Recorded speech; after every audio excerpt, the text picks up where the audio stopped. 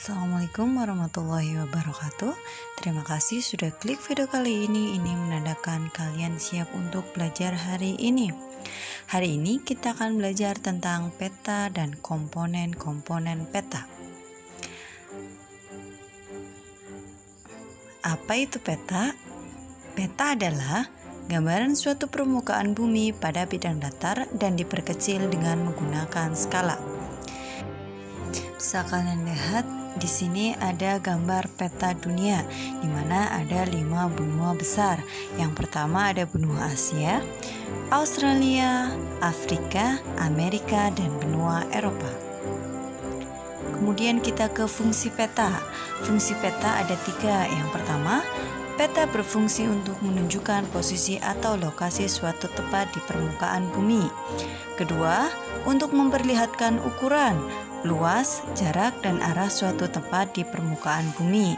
Yang ketiga, menggambarkan bentuk di permukaan bumi seperti benua, negara, gunung, sungai, dan bentuk-bentuk lainnya.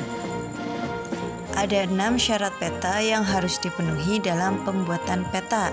Yang pertama, peta harus sama bentuknya. Yang kedua, peta harus sama jaraknya. 3, peta harus sama luasnya.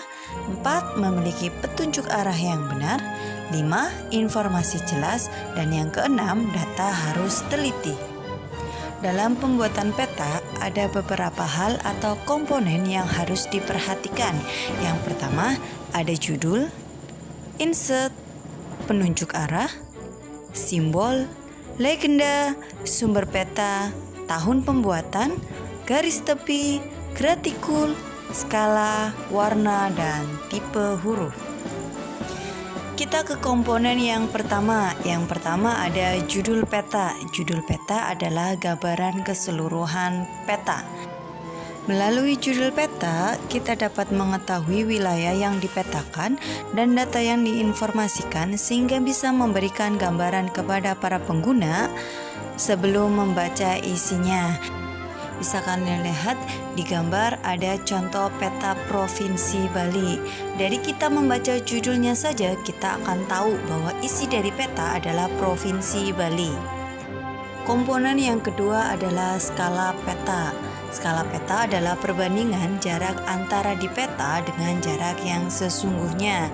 Di sini ada contoh skala peta 1/400.000. Artinya, dalam 1 cm di peta sama dengan 4 km jarak yang sesungguhnya. Kemudian ada garis astronomis. Garis astronomis terdiri dari 2 garis. Yang pertama garis lintang dan yang kedua adalah garis bujur. Garis lintang adalah garis hayal yang sejajar dengan garis khatulistiwa, sedangkan garis bujur adalah garis yang membujur dari kutub utara ke kutub selatan. Sedangkan garis khatulistiwa itu sendiri adalah garis yang membelah bumi menjadi 2 bagian, utara dan selatan. Kemudian ada petunjuk arah. Petunjuk arah biasanya berupa tanda panah. Arah yang ditunjukkan biasanya adalah utara. Dengan panduan arah utara, pembaca dapat menentukan arah selatan, timur, barat, dan arah lainnya. Tanda orientasi diletakkan dekat judul atau di dekat skala peta. Bisa kalian lihat di layar, itu adalah contoh dari petunjuk arah yang ada pada peta. Kemudian ada insert. Insert adalah peta dalam peta. Bagian dari peta yang digambarkan secara khusus dan diletakkan pada bagian peta yang masih kosong. Bisa di kiri bawah, kanan bawah, atau bagian kiri atas bagian dari peta. Kemudian komponen selanjutnya adalah simbol peta. Ada 4 simbol dalam peta yang harus kalian tahu. Yang pertama adalah simbol titik. Contohnya bisa kalian lihat sendiri di dalam layar.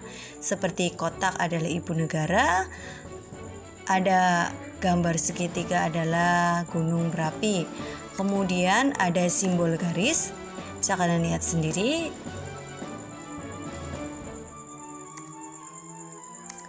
Kemudian ada simbol area.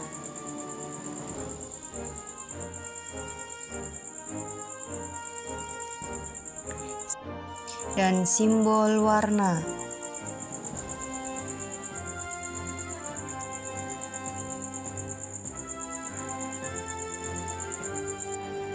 Kemudian komponen selanjutnya adalah tahun peta. Dalam pembuatan peta harus disertakan tahun pembuatan peta. Kemudian ada letting. Letting adalah tulisan pada peta. Kemudian yang terakhir ada letting. Letting atau tata penulisan adalah pembedaan tulisan untuk memperjelas simbol peta. Biasanya pada peta digunakan huruf Romawi, italik atau gotik. Penulisan letting pada peta memiliki aturan tersendiri yang membedakan objek-objek geografis yang ditampilkan pada peta.